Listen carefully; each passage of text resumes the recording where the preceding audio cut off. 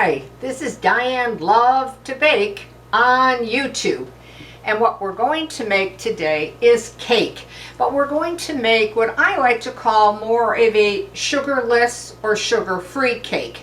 And I'm sweetening this cake by using unsweetened applesauce. Now you go ahead and use regular sweetened if you prefer, but a lot of people have been writing that they're looking for recipes for treats that are getting away from granulated sugar, brown sugar, and that kind of thing. So I liked this recipe. I tried it at a friend's house, asked for the recipe, and she was very kind to give it to me. And I went ahead and I made it at home, and I had some friends test it out, and boy, they agreed with me. It was a great tasting cake, even though it's being sweetened by really unsweetened applesauce and dried fruits of your choice. So anyway, let's get started on this very easy cake to put together. Okay, now you can use your hand mixer if you want.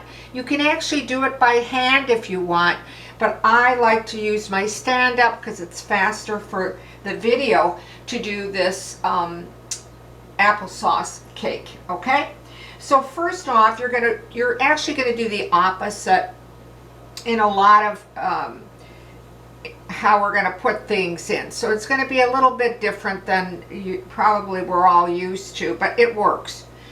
We're going to start off by 1.5 cups of unsweetened applesauce, whatever brand that you prefer or that you have at home. And again, if you prefer to use the sweetened, go right ahead. This cake does turn out exceptionally well with either one, and I have tried. I did experiment with it. Okay, so that was 1.5 cups.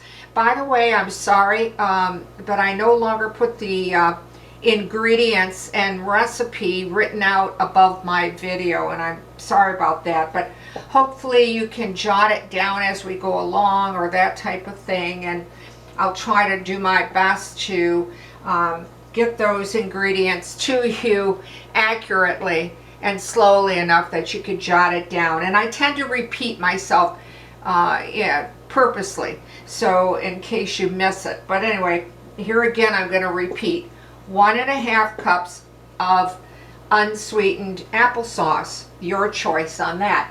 The next is 1/2 cup of oil. Now I'm not going to get in a debate about oil because I've kind of learned from the past. Everyone decides what they think is best and what they like. So you choose the oil, but it's 1/2 cup of oil. The next thing that you'll want to do is to have 1 egg, and I've had it at room temperature. And now I'm just going to quickly beat that together, and it won't take but really on your end maybe a minute or a minute and a half, but I'm going to put my mixer up on high enough that I can get it done in literally seconds. I'm going to warn you about the sound because the mixer can sound quite loud on your end. So I'll give you a heads up when I turn it on. So get ready for the mixer.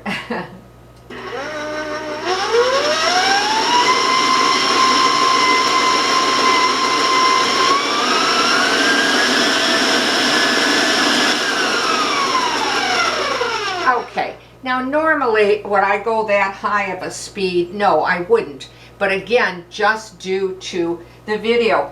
And then what you'll want to do is just make sure that it all came together and that it's well blended. Okay, you don't have to beat for long periods of time when putting that in your mixing bowl, that kind of thing. The next thing now we jump right ahead to the dry ingredients. And we're going to be needing 2 cups of all-purpose flour, okay? And I just have that in my bowl with my little whisk. And I'm also going to be putting in let's see, I'm sorry, I almost forgot, a 1/4 teaspoon of salt. And I'm just going to put that in and just kind of blend it. You don't have to, but I tend to do it. At least I was told in copying this recipe to do that. All right.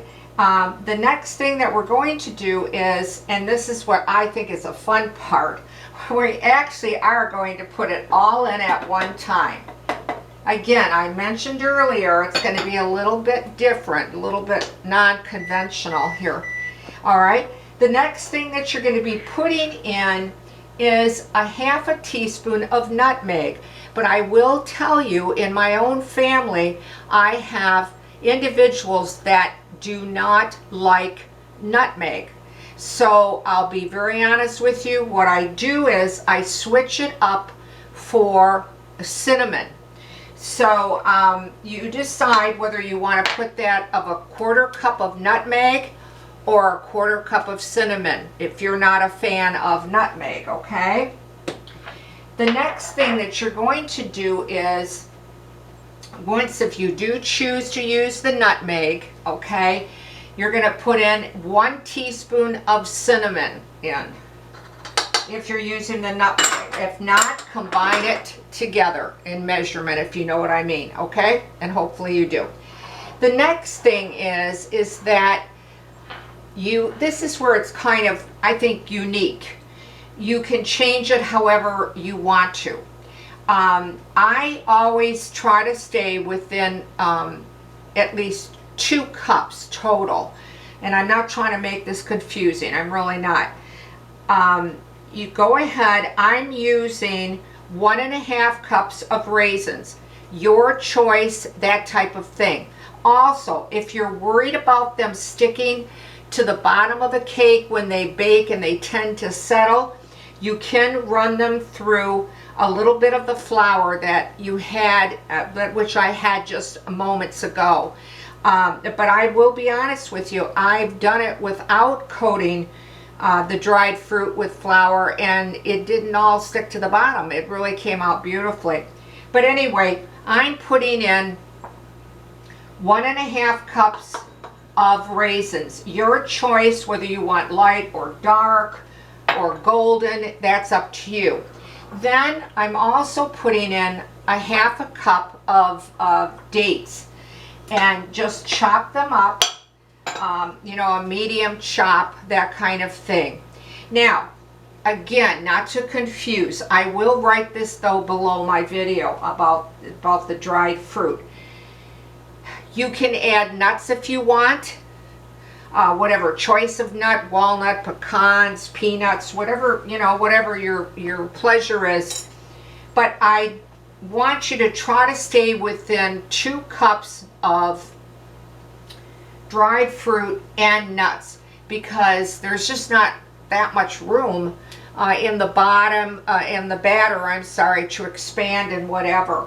So today you can see I'm not using any nuts for this recipe, but you can use nuts if you want. Like I said, you know, do something maybe in you know, a 1/2 cup of that, and then the 1/2 cup of your choice of dried fruits. The next thing is we're going to put in, and I found this to work easier, I want a little liquid going into that fruit. So put 1 teaspoon of vanilla in there. Okay? Now, the last 2 things that you're going to put in is 2 teaspoons of baking powder. And I'm going to be really clear on that, because someone will say, boy, that sounds like it's too much. It really isn't. It works. It really works with this cake. 2 teaspoons, and I put it directly on top of my dried fruit. Okay? Which, again, kind of dusts it a little bit, you know? And the last thing that I put in is a 1/2 teaspoon of baking soda. And again, I put it just right on top of that fruit. And now we're just gonna, I hate to say the word beat, I'm gonna say mix. We just wanna mix it together, incorporate it, but we don't wanna overbeat it, because I believe that the longer you beat batter, you know, it toughens up the cake or the mixture. So I'm gonna turn on my mixer, give you a head start on the sound.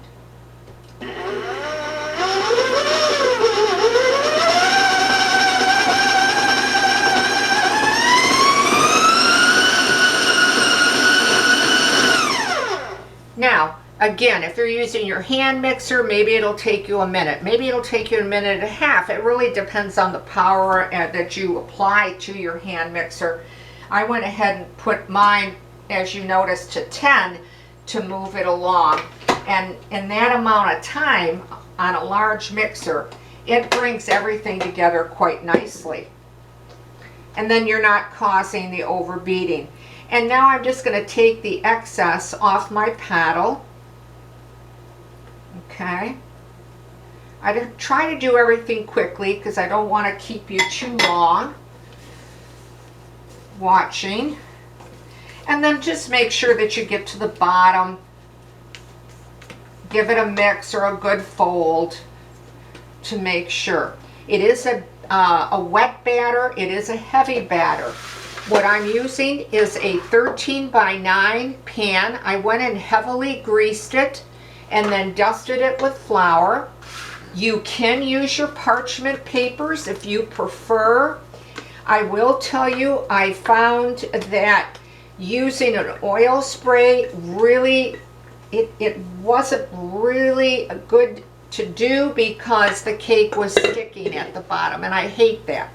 I don't want my cake to break up when I start to, after I cool it on a cooling rack and it starts to break up. So I do suggest you to grease your pan over than spraying it. But parchment is just works fantastic too. And now I'm just taking off the excess, as you can see, and then just take the batter. You will have enough. It might look like you don't, but you will. You'll be able to get into those corners well, equal it out, smooth it out for your 13 by 9 pan. Okay? And it won't take you very long at all. Just get to the corners. The only thing I always worry about, the corners, because you know how it just kind of pulls back on you. So let me take the excess off. I hate to waste product because, you know, ingredients are so expensive to buy now in the stores. So why waste anything, you know? And then just even it out as best as you can. I know a lot of people will say, well, did you tap the pan? Yes, in many cases you do want to tap the pan because you want to break those air bubbles, but there really isn't any air bubbles in this cake that I can see. But go ahead and tap if you're used to doing that, and I understand why. On some type of cakes, you absolutely have to do that. So, okay. Now, you're going to bake this at a lower temperature. You're going to bake it at 325 degrees in a preheated oven. And it can take you up to anywhere 30 to 45 minutes. So, you know, I start checking mine around 26 minutes or so. I just quickly use a cake tester or a toothpick to see, you know, how it's coming along, and then quickly close the oven so it doesn't lose a lot of temperature. And just, again, use a cake tester to see that it comes out relatively very, very dry, because you might have a little bit of moisture because of all the dried fruit in it. And then set it on a cooling rack till you either want to glaze it with a sugarless glaze, or maybe you want to use a cream cheese frosting over it. You can eat it plain. It's delicious. So it's really going to be up to you, whatever you feel, whether you want to keep it more sugarless or maybe you want to put a sugar glaze over it. That's what really kind of nice about this recipe. You can kind of just change it up, what's ever best for you, and that kind of thing. So I'm going to rinse my hands quickly, and then I'm going to show you the finished product.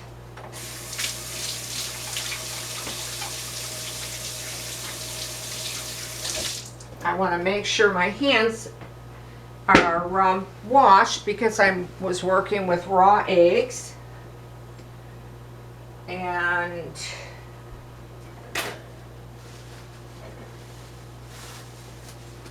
this is how it turns out. You'll have, it's not really a golden brown on the top. If you do get a golden brown, it will be a drier cake. But if you want to keep it moist, you know, it's just sort of, you know, a neutral, light gold tan, I guess I could say. You can see inside, I hope you can see all that delicious fruit that's on the inside of it. So every bite that you take into, you're going to get a nice taste of whatever type of dried fruit. Go ahead and even use, I should have mentioned dried cranberries, dried cherries. This recipe you can do about anything and putting in it, and it's just delicious. I have some small pieces to show you that I hope that you can see as I'm pressing down on this cake, how moist and soft it is. So when you bite into it, you will have, it's not a hard bottom, it's solid, but it's not crispy bottom. But when you bite into it, it will have a little bit of a chew to it, but it's absolutely delicious. By itself without any type of icing or frosting, or even some folks were telling me, friends said that they like to even dust it with just powdered sugar. But again, if you're looking for sugarless, you're not going to do that. But it's absolutely the moistest cake, and it's delicate and it's light. It's not heavy. Most people think, oh, it's going to be so heavy because you have all that dried fruit, or maybe you've put nuts in it, but it really isn't. It's an easy cake. You can make it, as I mentioned quite a few times during the video. Change it up, whatever you prefer. I think you're gonna like this one. If you try this recipe and you like it, well, I'd love to hear from you. So please, you know, write to me. I want to remind you that my videos are solely on YouTube. So if you write to me and watch me on YouTube, I'll get your question, I'll get your comment, and I'll answer in a timely fashion, okay?